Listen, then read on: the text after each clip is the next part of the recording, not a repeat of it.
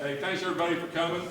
I want to make this mostly about solutions, but we got to discuss the problems a little bit because, like, we have Mary Jo here from Senator Manchin's office. They didn't know what the problems are, not just what we're wanting done. Because it's important for the senators and at state level too to know who's here. I know most of you, but if you just maybe go around and tell them who you are and what your position is, it might help. They'll want to know who was here, since you're all important. Do you mind telling the camera who you are and what your position is? Steve, start. I'm Steve Boer. I'm the mayor of New Martinsville. Larry Lemon, Wetzel County Commission. Charles Clements, West Virginia Senate. Yeah. Lisa Heasley, Wetzel County Commission. Bob Gorby, Wetzel County Commission. Mike Murray, Senate, West Virginia. Dave Pethel, House of Delegates, 5th District. Anthony Carvolano, West Virginia Division Highways, Railroads, and Utilities Engineer. Krista Giesky, Concerned Citizen. Jeff Giesky, ditto. Brian Jones, Wetzel County Schools. Mark Goodfellow. Don Riggenball, President, Chamber of Commerce, Wetzel County Chamber of Commerce. Mary Jo Guidi, Senator Manchin's office. Kenneth Smoyer, AREVAC Life Team. Iris Isaacs, City Council, New Martinsville. Tim Hott, Wetzel County Prosecuting Attorney. Joel Potts, City Council, New Martinsville. Lauren and Chad with the Wetzel Chronicle. Chad Turner, Wetzel Chronicle. There you go. Lauren Matthews. You got two more here. Yeah, gentlemen. Bill Rice, I'm the mayor down Sistersville. Yes, sir. Thanks for coming. I'm Chad Edwards, Sistersville State Reporter. City reporter from City of Sistersville. Thanks. We've been talking about some, Joe Ward, yeah. We've been talking about some solutions, temporary solutions and permanent solutions. I thought the CSX, they couldn't be here, but you know, I'm not going to point fingers. They just couldn't be here. I'm glad Anthony came to Department of Highways. I've been communicating with them.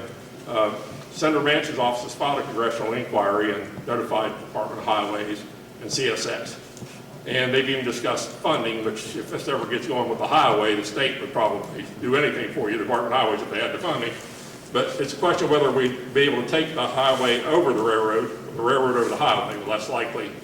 But that involves some issues too, with Foundry Street and that area down there. We've discussed whether we needed a place for AREVAC, maybe closer to State Police, Bridge, somewhere they could land down there to meet an ambulance if they had to. I was talking to Steve earlier about if we could maybe get the CSX to take that track towards the rail yard closer to the highway and then that turn make it further south so that they wouldn't be across the tracks as often when they're switching cars and things like that. Just looking for some solutions to the problem. They'd have to get some engineers involved and some funding, but the senator's offices, naturally, they want to know who all's on board and who has these ideas and what we're doing. And it's better to have you all involved. And if any of you just want to have an opinion, talk about what's been happening Saturday morning, just one of many incidents. The officer that was here earlier, Payne City, and Michael Owens from the Martinsville Department, pretty much saved that guy's life, but he's lucky he's alive considering he couldn't get through to the train for all that time. And the ambulance authority couldn't be here tonight, they have a meeting, but they have HIPAA regulations anyway to deal with. So, but we need to find a solution. It's an ongoing problem that's been happening for 150 years probably, but it's been worse lately. And when that train's on the tracks, the northern panhandle is cut completely off. So if y'all have any ideas or something we should be talking to the federal and state government about, I appreciate your input. Just speak up. Well, I think ultimately a bypass is the solution to the problem, or it's going to require federal legislation, because federal legislation preempts state legislation with respect to the supervision of railways. Okay? Sure. The Interstate Commerce Commission Termination Act of 1995 and the Federal Railroad Safety Act of 1970 preempt state law. And so it's a criminal violation to block the intersection or to block the road, but that law was passed in 1974. Subsequent to that,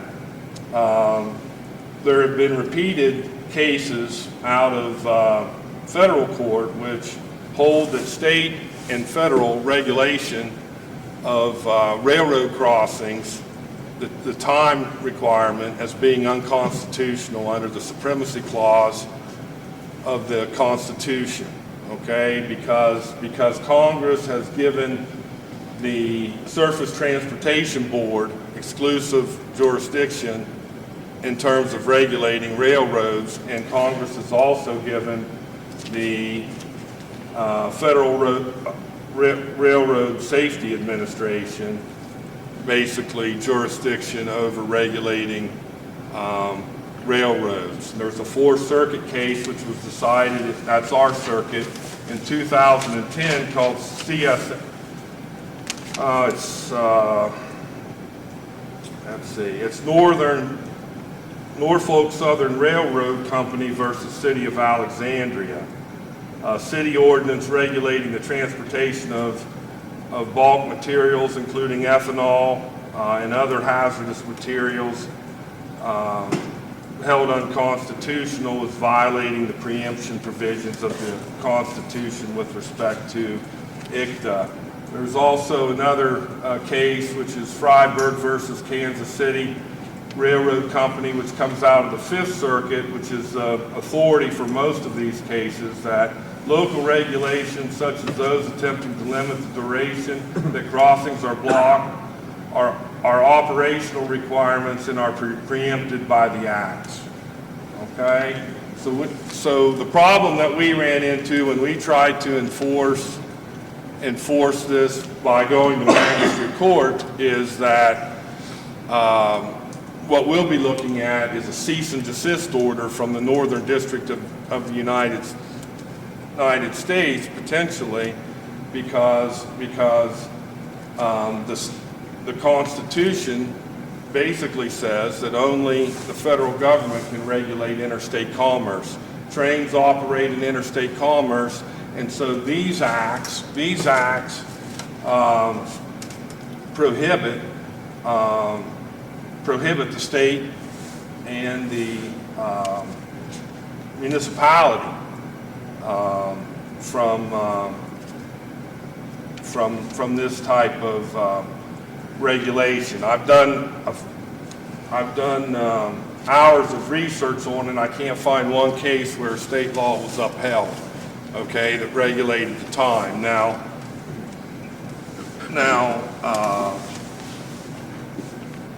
so it seems to me, Joe, that having Senator Manchin's office here is a good thing, because the best way to change this would be either an act of Congress or regulation from the National Railroad Safety Administration governing the time that they can do that, or the Department of Highways. If you go to the Department of Highways website, okay, they basically say that they're preempted, okay, by ICTA, okay, and by the other. And so there's only limited, I think there's only limited enforcement ability by our State Department of Transportation. It's not their fault, okay, that they cannot regulate it, okay. It's not our legislators' fault. We have a federal statute which vests the exclusive authority in those types of regulations in the Interstate Commerce Commission, the Surface Transportation Board, and the RSA, which I contacted today and asked them to give me the information for filing a complaint relative to the Route 2 crossing. And I sent them an email today basically asking who do I file complaint with. Because my concern was the incident that happened Saturday, okay, involving emergency personnel that couldn't get through, okay? So I have initiated that process there. I also put a telephone call into the attorney for CSX, who I dealt with the last time, okay, when we had this issue. And he has not gotten back in touch with me yet. I still think that if an agent of CSX was notified by our emergency dispatch or law enforcement that a conductor of a train could potentially be charged for obstructing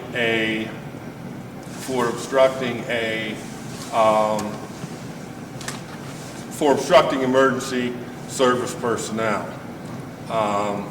What I would have to prove to do that, and I'm going to have that investigated, is that the conductor had knowledge or should have had knowledge, or someone at CSX had knowledge of that situation and didn't break the train. The statute says they shall immediately, okay, immediately clear the tracks. Now that always is going to take some time for them to clear the tracks. The statute doesn't give any limitation for them to clear the tracks, but in the past, they would break the train, okay? That's my knowledge. In the past, someone would break the train and then they would open it up for emergency personnel. I was advised, and someone from the city here, Diener, might be able to tell us better, but I was advised that it was about a 22-minute holdup. Well, we've got she probably got it there, and Joel and Steve gave you all the incident reports back for years, and that one Saturday wasn't bad. I mean, that guy's lucky to be alive. When they sit there and they can't get through, and then you have to put him in a helicopter in this condition, that wasn't the best alternative either. Well, my understanding was the helicopter on Saturday landed at the park. It did. Payne City Park, and they were transported to Payne City Park. My understanding also, and OES isn't here tonight, but my understanding from talking to OES is that whenever we have a situation like that, like in Payne City or that side of the tracks, that they also roll from Tyler County. So I want you to know that I talked to Troy Creasy and Jason Bishop of CSX, and they said they'd like to come, but I couldn't get them here. I'd like to have somebody represented. They were polite, but I get impressed. I know some people who used to work for CSX, and they say even here, they say they don't want to point fingers, name. They say that one young man works the switch yard. If he really knew what he was doing, wouldn't have to keep it on the tracks that long and do that like he's doing it. Right. There are a lot of issues, but how are we going to communicate with CSX about that? well, I'm going to communicate through their lawyer, okay? Well, I think the federal government, like you said, is our avenue. I mean, the state DOH guys are very helpful, but in order to deal with CSX, like you said, it's railroad, you think it's a lot of power, we're going to need help from U.S. senators. And the problem even with the criminal statute is it's punishable by fine only, okay? And how much is that fine? You know, I bet it doesn't mean much to CSX. It can't be enough to hurt their budget. not enough to hurt CSX. The fine under the statute is a railroad company, carrier, or railroad, and it's not a fine for the conductor or the person, violating the provisions of subsection 31(2)A of this article is guilty of a misdemeanor. I don't know how you make a railroad guilty of a misdemeanor. But fine not less than $150, okay? Upon a second conviction occurring in the same crossing within 1 year, shall be fined not less than $250, and upon a third or subsequent, $350. So it's nothing to CSX. But under B, which deals with the provisions that says that basically upon receiving notification from a law enforcement officer, member of a fire department, operator of an emergency vehicle, or member of an emergency services provider, that emergency circumstances require the immediate clearing of public highway, railway, grade crossing. The members of the train crew, railroad car, equipment, or engine blocking such crossing shall immediately notify the appropriate railroad dispatcher of the pending emergency situation. Upon receipt of notice of such emergency circumstances, The railroad shall immediately clear the crossing consistent with the safe operation of the train. Okay, so there are a couple things about B, okay, that are interesting, and one of which is what does it mean by immediate? Now, I take that to be more than 20. I don't know how long it takes to break a train. I don't know how long it takes to get the track cleared. But it seems to me that they should act with deliberate speed to do so. It seems to me from what's been reported, okay, from what's been reported, and I don't have the investigation yet, but from what's been reported that they did not do that. No. Okay?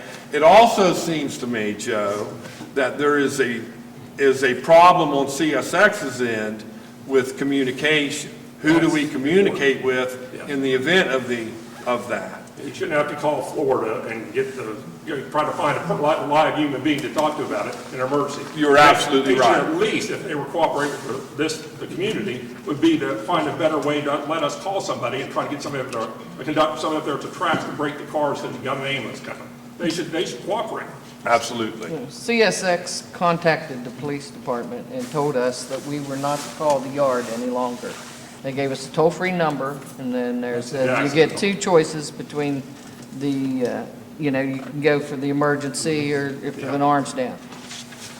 According to this CFS, they had to call them a couple times to try to get their attention, and I didn't realize that the EMS, the Martinsville Police Department, Wetzel County Sheriff's Office, and the state police were all stuck by that train.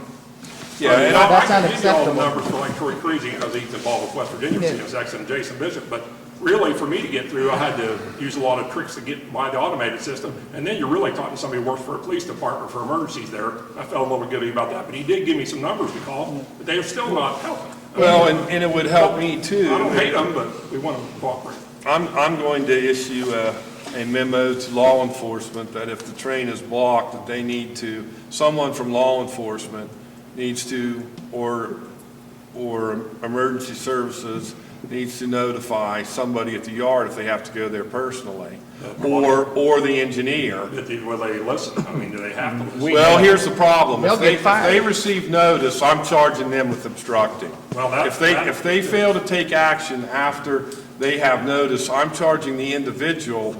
I don't care about the Personal railroad liability will company. get more. I don't care about the railroad company. If that engineer knows that there's a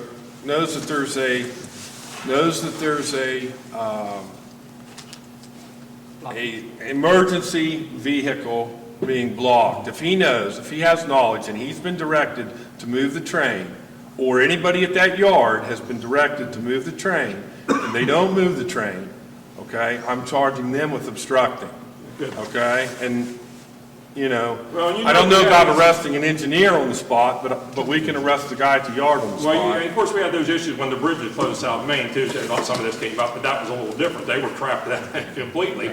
But in this case, you understand a train going by. I'd like to eliminate that altogether, but like I said, you can't. They still want to get to the river. We can't force them out over the hill and up towards the plants or something, but in that 1899 map, when it was High River Railroad, they went up towards Moundsville and down towards Spartanburg. They didn't come through here. It's B&O and they wanted to get cold up here for us. That's when we. Now the problem was. What about you probably know, what about the stuff, what's going through town? Is that really? That's regulated, you see, Federal government? as far as the city is concerned, okay, as far as the city is concerned, they could pass an ordinance, but the problem is Congress has vested exclusive authority. The courts have held that Congress has vested exclusive authority with these entities, okay? And only Congress has the power to regulate interstate commerce. Okay. But I thought, let's say like when we had that leak up, or was that there? We had a lake in the north part of town and be evacuated. I don't know what's in this thing, but is there a safety issue going that wouldn't help us, you don't think, though? I mean, federal government it's still got to go to the federal level. Well, the state can pass an environmental protection law and enforce that, okay? So if there's a leak, the state can bring a punitive action or pass a law to punish people or regulation for the violation within the state. But what the state cannot do under the Interstate Commerce Clause is they cannot place a burden on interstate commerce. Okay. Okay? I don't think we'll ever eliminate completely anyway, but that issue down there is it just cuts off the whole northern part of the state. You know, the other crossings, you can get around, you can go hard enough to get your way around. So for emergency vehicles, that's our best way to get this done, like you're talking about. Bypass. Although, I understand people bring convenience trying to get their kids to the doctor or to school and work, but you know, that's not probably what we're going to get this done. Is it an oversimplification? Why can't the railroad yard be provided a radio in contact with emergency services? Yeah, that's. I mean, if they have a radio and that transmission goes out, does law enforcement monitor that radio as well? And Well- as soon as that goes out, they can go to the yard. But there's nothing that would require we would have to get CSX to agree to have a method like that of the radio for purposes of notification, safety. because there's no law that I know of that requires them to do that. I mean, that makes perfect sense to me. So we still need legislation at the federal Well, level. either that or we need the cooperation of CSX. Okay. Which, in the past, the city has tried to work with CSX, and I think he knows that, Jeff does, that when the people were concerned they couldn't get it out over in the Brooklyn area. Any dealings that we've had with CSX, and I'm not trying to be critical, but there's just an arrogant attitude that they really don't have to listen to us, and I didn't have it said to me, but one of the CSX reps told our city recorder that they got many more lawyers than what our city could afford. Now, with that kind of attitude, I'm not sure how you're going to work with CSX to help us. I can go way up the line, and I don't have this. Is it valid to ask the question, which was there first, either the road or the railroad tracks, that one would have? Not really under federal law, because federal law governs the railroad almost exclusively. And in the federal cases,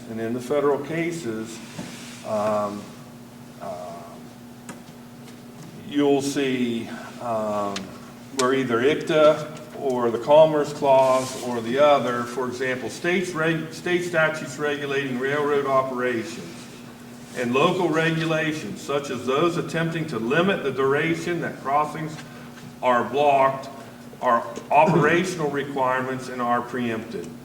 Okay? That's a 2002 case out of the Sixth Circuit.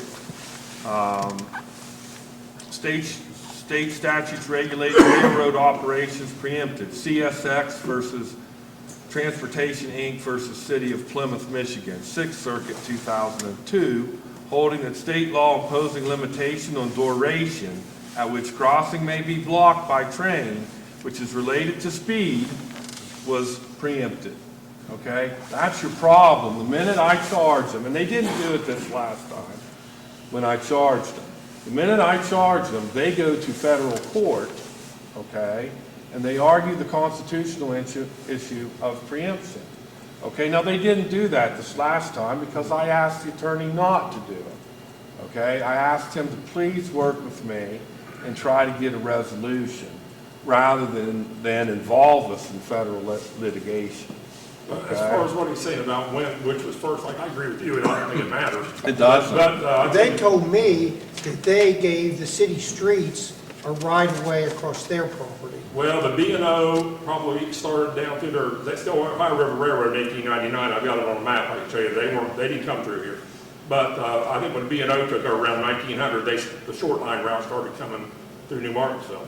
But that area of a highway down there at one time was just a road. It wasn't State Route 2 until about 1931.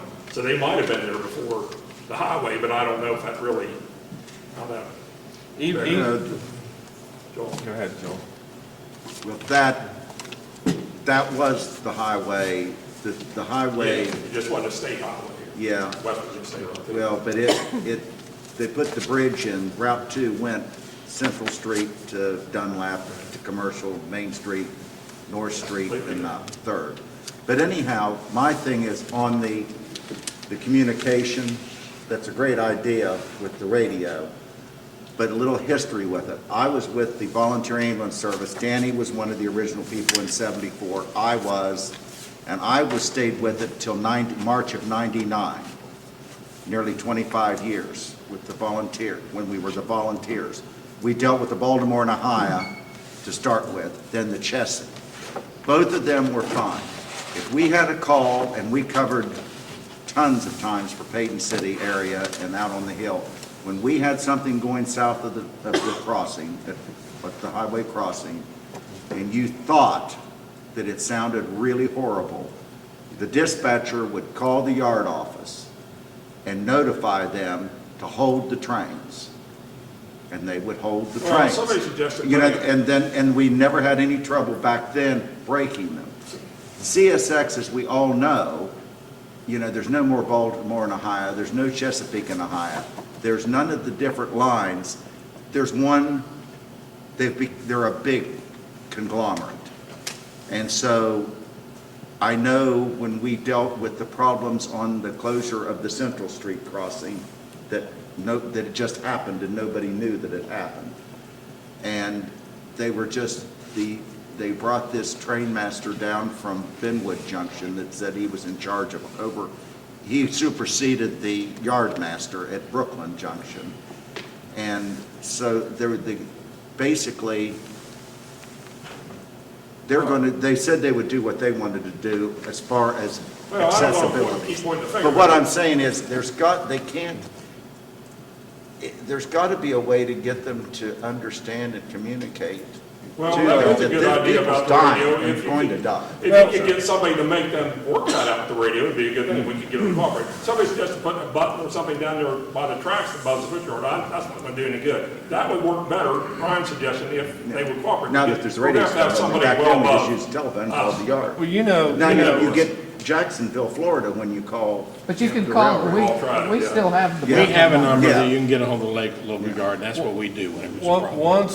Once an individual is notified, you know, we have a better chance of enforcing the statute with respect to emergency vehicles than we do with respect to just general members of the public, okay? I think we have a better argument in federal court, okay, which is ultimately where we're going with this, okay? With respect to that, under the police powers of the state, than we do just with respect to general members of the public, okay, who may be inconvenienced. In other words, late for work, late for whatever, okay? Not that that's not a legitimate concern, it is a legitimate concern, but the courts have pretty much struck that down. And they have pretty much also struck down nuisance suits brought by individuals or others against the railroad based upon preemption. So, you know, what I think should happen is the dispatcher needs to document when they have told them it needs to be moved for an emergency purpose. And if the train's not moved, then actually my advice to law enforcement would be, get out of your car, run down the tracks, and tell the engineer to move the train. If he doesn't do it, okay, call me, we're getting a warrant for his arrest, okay? That's basically my position. You see how long these trains are? I understand that, but you know, if we have an emergency and there's no way, here's my problem. I have to prove that the person was notified in order to charge them. And if I have a law enforcement person who says, I notified the conductor, okay, or I notified the person at the rail yard, okay, if a law enforcement officer can testify that he told them to move it and they didn't move it, then that person is going to be charged with obstructing. And then we'll go to federal court over that issue, whether or not we can charge an individual. This statute, and that's a different statute. There's a statute that says if I obstruct or interfere with an emergency personnel during an emergency order, okay, anybody, okay, they can be charged, okay, with that. If Tim Hott refuses to move his car, it's parked in front of the hydrant, and the fireman tells me to move my car, and I don't do it, I can be charged. That's that obstructing statute. Well, let me interject. Those are all good things we can accomplish, it helps. And that was great, what you're talking about, I liked every bit of it. But are there any permanent solutions? I mean, is there a chance of ever getting an overpass over the train? Well- We never get CSX to, they'd be too steep, they're gonna go back past Pike Street to start a grade, they'll never do it. They're not gonna Private do it. corporation. Why not do it over Pike Street? That's exactly right. Well, but I don't think you ever get, Fine. I'm saying CSX, you'd have very little luck with them or a private corporation. How are we gonna convince them to spend that come in and go way back there and start? But and then he'd be so far down the yard by the time, I'd be all for it. But I think you'd have the only problem, and with the Department of Highways, it's only about 450 feet, I estimate, stepping off from Foundry Street to the tracks. Well, what are you gonna do, go clear back to the bridge they put in there at the creek, and then you just cut off part of that area down there, couldn't get on the route too, they'd have to go the long way around. I think it'd be nice to have some engineers that look at some solutions though, to maybe something go over, you can't put a trench under the highway to fill with water. No. As opposed to some type of structure on Route 2 that all traffic would be required to go over daily. What if there was an emergency overpass, something Well, at Steve and I have the been at the talking, bottom I of talked Pike to some other Street people that about hits maybe trying Foundry? to do that down past Main Street, down Sword Plain, down in there, and maybe go up and get across tracks out down there. Now, when they turn south, you might be blocked, maybe they can put an An overpass overpass down does there. not block anybody. You know, but see, that doesn't get them off the, Pike Street, Yeah, but we're gonna, overpass? what we were talking about is going down Main Street, making it Yeah, a, through making there. it Like a everything. temporary route. Extend the road Just for past the emergency sewage plant, on down to where that facility is that loads and unloads at the river. They have a crossing down there. Now, as Jeff suggested, the trains are very long, but that's about a mile. I didn't check they're down it, there pretty far. but I don't know that they're a mile long. If they are, then we need to put a bypass, an overpass at that point. But I think that's really ultimately a solution. I like For emergency vehicles, yes, but you can't, but also, it doesn't really, I don't think it'll take That's them off all the we're tracks. dealing with. Yes, but still, a long-term solution would be to fix that crossing. I think we need to stay with You're still gonna have them emergency cross the vehicles. tracks if they're going north or if they're going south until they get down there. It would be nice to get emergency vehicles over that way. It'd be better than nothing. They can always come back up the highway up Harlan or. Yeah, and I think I think It'd help. really that's the only sway you're But I gonna mean, have if is we can get the federal emergency government to fund something to do it right, I'd rather go the big route than the small route. Well, On Pike Street, come down. I know too, Joe, there's grants available. I talked to somebody at the National Railroad Safety Administration today, and if you go to their webpage, there's a box you can look at, and there are grants available for this very thing. And what I intend to do is try to get together, I have a bunch of complaints, that would be wonderful. get them to the NRSA and see if federally we can get some assistance Well, for like the I said, purpose of rectifying the Senator problem. Manchin's office did file a congressional inquiry, and Kim from their Oversight office, of the yard. and said, talk to Mary Jo for me. She said that they even discussed, they talked to the railroad, they talked to the Department of Highways, and she said they've already looked into whether they could supply some funding for the state if we decide to do it with the highways. Yeah. I mean, that's all good. You know, in order, we want to give this to our U.S. senators, because like you said, we're going to deal with CSX in anyway. And if we need funding, the highway department will do anything for us, but they have funding. We still want to have our senators involved at that level. Absolutely. And of course, our state people are, you know, they've got connections too, so that's what we got to do. We got some. well, And Tim, as you spoke to and you recited some of the cases that have been heard and documented, that would be good for us to have that information also. I can give it to you. I mean, if Congress passed a law that said you can't block a intersection or a highway for more than 20 minutes, then that's enforceable. You know, that's enforceable federally. It's just good for us to have. Well, I'll just give you Kim's email address, Kim, you can email her something. that'll I'm be going to good. email her everything this meeting too, for their office. concern that I have, especially since the Axial mess where that tank car leaked and we had to evacuate our home and stuff. If that happens downtown, the people in Brooklyn don't have a way to get out.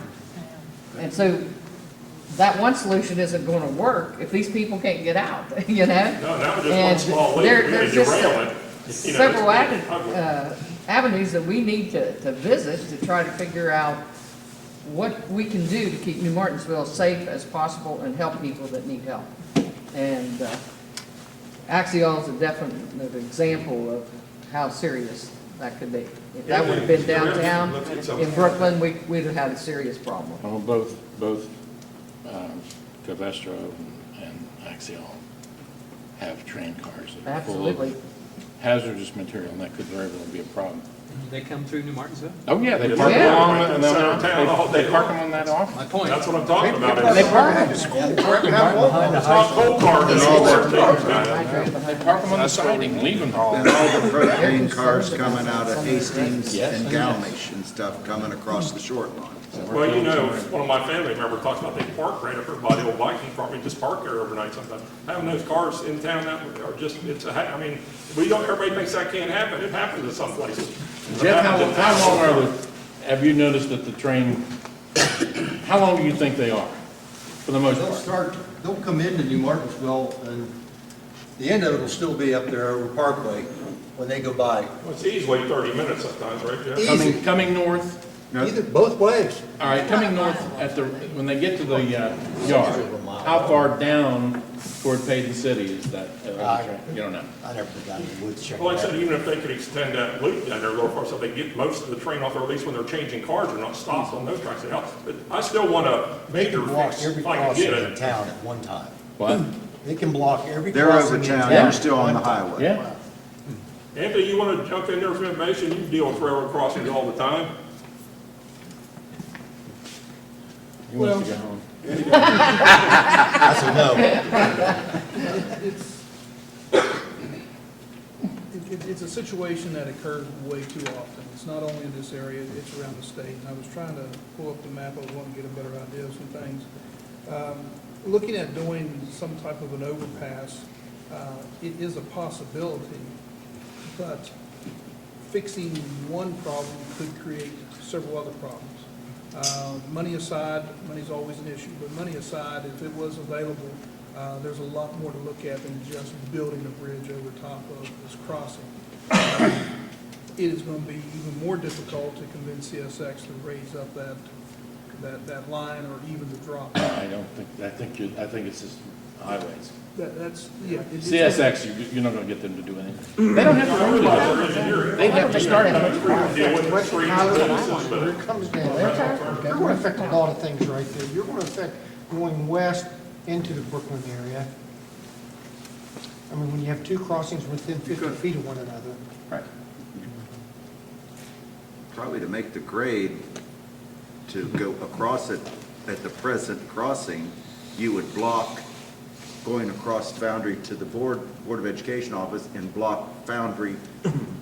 There would no be a longer drivable access back to the industrial on the other Local side. business on the east side of the highway. it's a long way You have back. no That access would to be, that would be the problem of the overpass at the present crossing. And I'm no engineer, but you can just look at it Well, with that's, the link. you know, we need to have people that are knowledgeable about those things come and look. CSX won't get it, our highway people probably have to get it input. The radio is a great idea, temporary Yes, it fix, is. and it's something that could probably be done if we can get a hold of somebody We that need has. all those things done as soon as possible, and then also look at the, the permanent DR solutions.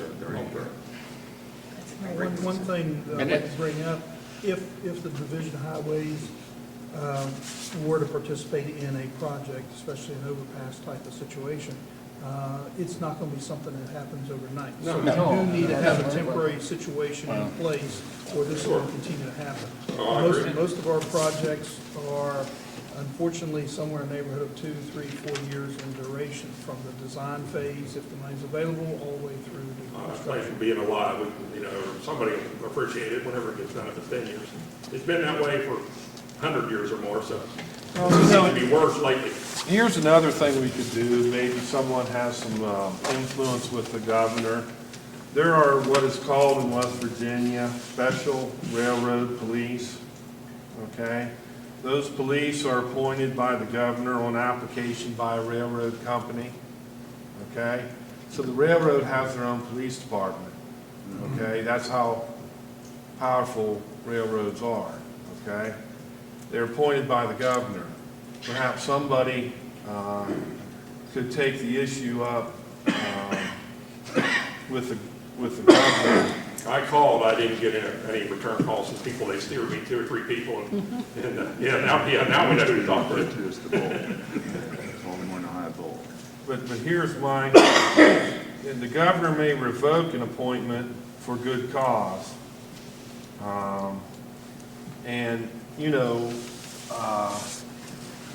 if CSX is not cooperating with local law enforcement, okay, and I was the governor, I might just revoke all of their police powers, okay? And so it might be useful to contact the governor's office. I haven't done that. To contact the governor's office on this issue of special police. I don't know, I've never had a run-in with CSX police. They protect the railroad and railroad property. They have the powers of the law enforcement officer.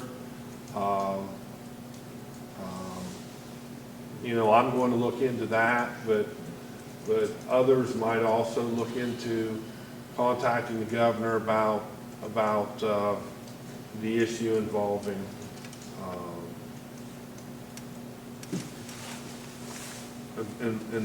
the special railroad police,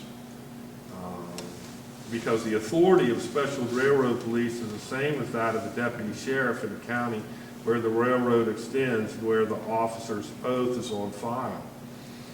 Okay?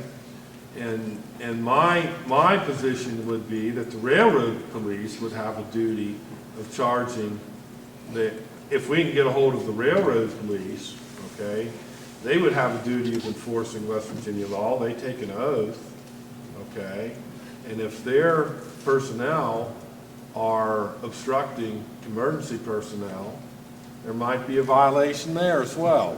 And so that's an avenue I think that we need to explore. Maybe our legislators can explore that with the governor.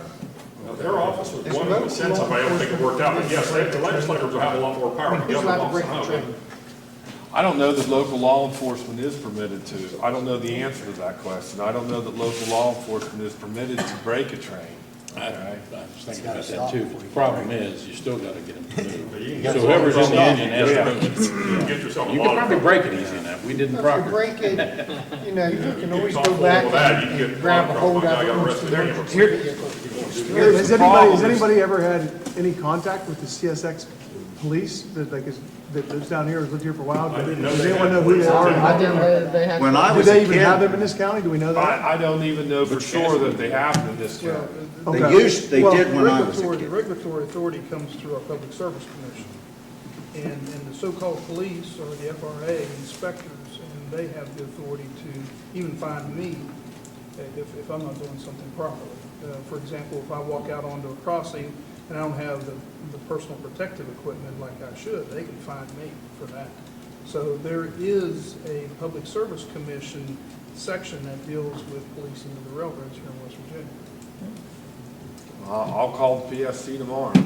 And I think that we have to follow up. My concern, the biggest concern I have, I guess, at this point is dealing with the issue of emergency vehicles. We have to get that worked out in the short term. Short term and then look at. And the long term is the other. Yeah, I agree. I gotta step out of here in about 10 minutes, but I just wanted to make a comment or two before I do, and maybe I even ask Kim, I think her name is Kim, a question. But agree with Very good.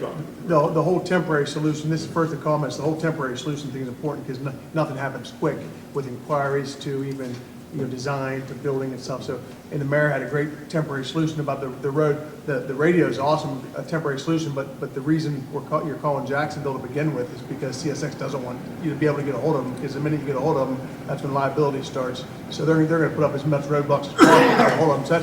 So it's a great idea, but it's just, it's not going to, one-sided, so they're not going to accept that. No, they're not, that's when you're Most going likely. up the ladder, you're gonna have to have some pressure on them to. Right, so you get a temporary solution like the mayor offered, something like that can work in the meantime, but what exactly, okay, Kim, the congressional. Mary Jo. Oh, who's Kim? Who's Kim? Kim works out of that office. I'm sorry, Mary Jo. I'll take it. Kim works out of that office too, and I mentioned. Well, Mary Jo. Called Mary, I go go crazy. Well, thank you very much. I probably told you 3 times. Now, okay, we started a congressional inquiry. Could you explain to me what exactly that means? And I am not the person that's doing that. In the Fairmont office, there is a caseworker that you've been corresponding with, Kim. Oh, that's the Kim Barry. okay, okay. Kim Barry. Got it. Yes. All right. And so since I'm Senator's field rep and I have the 6 northern Okay. counties, they wanted to be here to write, to get Okay, all of okay. this to her. So does anyone know, like the fact that they started a congressional inquiry, like what happens? So what's the next step once they start to know? I wish. That's what, we need to find out what that I'll exactly talk to means. Kim. I told her I'd give her all the information from this, which She I'm going to will give her not. this. I'd love She to said have she's her talked to know. CSX and to Department of Highways, I don't know who yet, and that they did talk about funding her to be able to help the state with this issue. And I sent him a letter from Dan Knowlton, which I should read to you. In 2010, his father died because they were coming to New Martinsville, and he had a heart attack, and they called the ambulance, and they called him back, said they're down Choo-Choo, you can get across the tracks. He died, which I give him that letter. Well, this people are going to die. I mean, this is a big deal, and until someone dies that they think is important enough, then maybe they'll do something about it. But it's a huge problem. The inconvenience is a big problem, just for people to have an inconvenience every day. But the safety issue is unbelievable. That that's it's what we're looking at, not some like short-term bumped up on solutions and the long-term. priority It's list. It's a really big deal. What I would suggest, personally, and maybe the rest of the group would agree, is I would ask Senator Manchin's office, as well as Senator Capito's office and Congressman McKinley's office, Well, I've already- once we gather this information, is to have That's what I'm them doing. send a letter to CSX to respond Yes, I agree. to the information that we have raised here tonight, with special emphasis to the emergency vehicle and to additional emphasis to the most recent incident where Well, I have all someone that on was... file, and that's what this is about, because they tell me, Senator Manchin, I'll say in Senator Capito's office, that they want it, they want everybody's on board and their ideas for fixing the problem, so that then they know what's going on, and then they can try to get it done. You know, they can't just have Joe Ward call up and go to But bat. to further answer your question also, basically what I will do, this will all go home, this will get all entered in, and it'll get sent out to many people in many offices. And then I'll also call Kim tomorrow morning and give her the information from tonight. And I promised her I promised her a copy of this videotape. Chad's taken, we'll have the transcript to send to him, the pictures I had on this to give her, things like that. You know, I'd love for you to, maybe if you could compile an attendance list of this meeting, because I mean, it's quite impressive. We'll do that too, show, and that's important. And I'd gladly go next week, when we start, I'd gladly go to the governor's office, and start asking around to find out what we can do. I'd be more than happy to forward it to Dave McKinley and Shelley's Capito's office. I could certainly forward I it. think Senator Capito has a representative going to be in Wetzel County tomorrow. He said he was coming to the county commissioners meeting, but they don't know about it, so if he's going to be there, I'll come and give some of that to him too. So the railroad would balk at a radio because that puts liability on them. Right. What if you had a sign Like- on property that does not belong to the railroad, but in proximity that yard will hear it? So when there's an emergency vehicle coming, you know that siren. You can't say you didn't know. Well, yeah. Yeah, for Tim's purposes, that would be good. They can't deny if they have to, if they have to. Right. Yeah. We could put it in your backyard. Just Yeah, but right there is where one you're of the case office. You could, but it's filled with logs from another business. But, there's city property there, isn't there? Isn't there a park in proximity with Oh, yeah, it's that? right beside yours, Yeah. beside the school property. Yeah. Just No, across the there's a lane. park in Brooklyn. Yeah. It's right beside the school Right, property. Yeah. right beside your You said house, that, I thought. just to the west. It's just west of it. You said my property. Just across. Yeah, The Board of Education. yeah. I'm tired. but, We were trying to give him the property, he didn't want it. Anybody else want to jump in there? There's a lot of your, Lisa, you got anything you want to say? I kind of like to see women speak, because men will talk about the women, and I don't like that. I I just, have a cold, so I don't sound very good, so I'm trying not to speak. Oh, okay. Well, we No, still you help. know my story. My mom was one of yeah, the we- people that moved out of Brooklyn because she was trapped and her health's not real good, so she had to move. Tim's was Tim, when you, the last time we had this problem in Brooklyn, we had a meeting, and whatever you did, and the police department did, it did help. Well- So they started backing off. Every 15 to 20 minutes, they would move for us. Right. So is there someone that we know temporarily, somebody, a yard manager? I mean, these people that work there cannot be from out of town or from out of the state. They have to be somewhat part of our community. I credit that to Nathan Brown, okay, who's a member of the bar, okay, fellow colleague in the bar, and what I told him was I asked him, he represents CSX, okay, to emphasize the importance of getting these trains moving, okay? This is a big problem because we have basically the bridge out, okay? That's not the only problem, but that was a big problem. The bridge was a big part of it. It doesn't solve the problem with Route 2. Right. Okay, it doesn't solve the problem with Route 2. But what I basically told Mr. Brown was, I basically asked him, please do not remove us to federal court, okay? Because I didn't want to fight the battle in federal court and potentially lose and then have a precedent-setting case come out of the northern district. Number two, okay, he didn't particularly want to spend a fortune for his client fighting that battle, okay? So both of us tried to come up with a resolution to it, understanding that we had a temporary situation.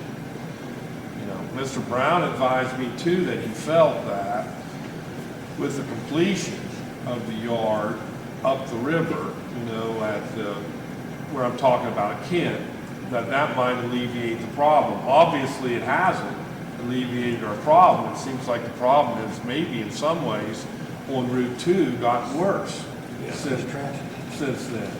Okay, so I have a call in to Mr. Brown. Okay, I'm going to try to urge Mr. Brown to do this. I'm going to tell him the things that I'm going to be forced to do if he doesn't, and then hopefully we'll get their attention. Because if CSX doesn't tell me who the engineer was Saturday and who was managing the yard Saturday, I'll obtain a search warrant for that information and I'll serve it on CSX. Okay? Okay? I mean, I'll get it. They'll either give it to me or they'll give it to me one way or another. Okay? That's why, to some degree, it's more helpful if I know that a law enforcement person told that engineer to move, okay, and he refused to move, or that a state trooper preferably, or could be even a city policeman, but if he told him to move, we have an emergency, and he didn't move, okay, then I'm going to charge him, okay, and they can take me to federal court, okay. That, I'm going to start charging individuals, okay, but I have to prove that they had noticed and that they were ordered by someone on behalf of emergency services to move that train. And if they don't move that train, okay, promptly, then somebody's getting charged. Now, and it's not going to be with blocking the railroad for or the crossing for 20 minutes or whatever it is. It's going to be for obstructing an emergency personnel, and that's what it's going to be. And if that's what it takes to resolve the emergency situation. Now, that doesn't help people who's, you know, it's not just work, it's appointments at the doctor, it's that major inconvenience. It's a major inconvenience for everybody. But Going to I wanna work tell you habitually quickly, I 40 did, minutes early call so you Jimmy won't get Coleman to be late and for talk to work. him because, you know, they had this story at a meeting, right? He gave me a letter. Of course, he has to be concerned about HIPAA regulations, so it's pretty basic, but that they do have issues with that crossing, so I can add that to the file. Which Right. I've got a lot of that on this to get married to. So I caught a call into Mr. Brown. I'm going to talk to Mr. Brown, okay, and I'm going to see what we can do through him. And I think that's how we got the So would you movement. say, Tim, that most of our So we actually charged them. We charged CSX. Yeah, I thought so, and it Yeah. changed dramatically Yeah. have changed in our lives. Well, for a while, they were moving in like 10 minutes, weren't they, for a little while there? And even though they weren't worried about the fine, but then it just got, lately, it's just gotten worse and worse. Well, we're not part of that yet, so, I mean, we don't cross, we don't Yeah, I know run you into cross it like that. you all do, but I know what you're going through. CSX generally does not want the bad publicity from this. They don't want. That's what I was thinking. They don't want that, but at the same time, if you look at the number of cases that CSX has brought in federal court involving this, it's quite a few. Yeah, I know. It's quite a few. Okay, well, would you say our temporary solutions or quick fixes for emergencies probably involve CSX? Yes. So we're going to have federal government get involved for that. And then also help us with, see if they can help Get a our grant. highways on the major repair. Well, routes. the point is, if you keep the emergency vehicles and personnel, keep that at the forefront, the rest of it may fall into place. Yeah, so I would like to fix that issue first. They may want to go ahead and do it all. By addressing that first, I don't want to say that we don't need to eliminate the issue of Route 2. Well, I'm not concerned about that, I really not. But you have- I don't I mind think- sitting there. Well, But if if I things had, get moving, it wasn't very long, or an emergency don't get through, it wouldn't be a big, but it really does need a my long. wife- Well, you know, another solution, since we have Senator Clements here, Leave town? who sits on the Route Yes, he 2 does. committee, okay, is, you know, if we had major improvements to Route 2, Yeah. that might void the whole Then thing. we'll just take a 4-lane right over from up at Ace Hardware down there. That might avoid the whole Is there any log or does anyone have access to a log about like how often this happens and Police how long it's department has Police a log, and department has a log. They do that, okay, so I've that's, got all that on the disc for you before you leave. yeah, that might be helpful Or, too. yeah. That might be helpful for down the road, especially when you're presenting stuff to the federal do government. they have somebody in the yard all the time? Is it 24 hours a day, or is it You know, just? I can't find out much, I can't find out how many Well, kids see, they those are through things there we- or anything. See, it used to be, there was a yard master there was night yard master and day yard master. No, I've been sitting here listening to this, and I'm just a little guy, Excuse myself. but I worked at Axle for 30 years. I see you. There you go. I worked Thanks for in coming. Hey, thank you all. the I'm sorry. railroad repair shop, and also ran the switch locomotive, made up the trains and such in our boundaries. And I don't know how many crews CSX has, if it's just an engineer and a conductor. But as they go into New Martinsville, that conductor is the one that throws the switches and so forth.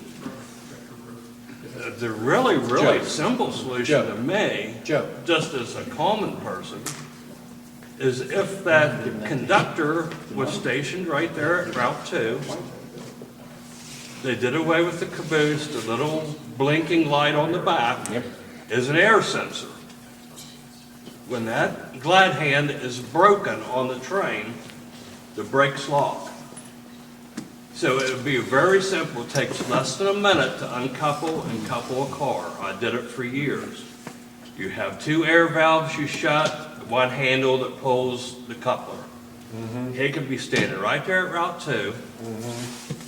It'd be an inconvenience for him with a 130 car train is what I've counted with my grandson before. Oh, you know, in other words, get off the train.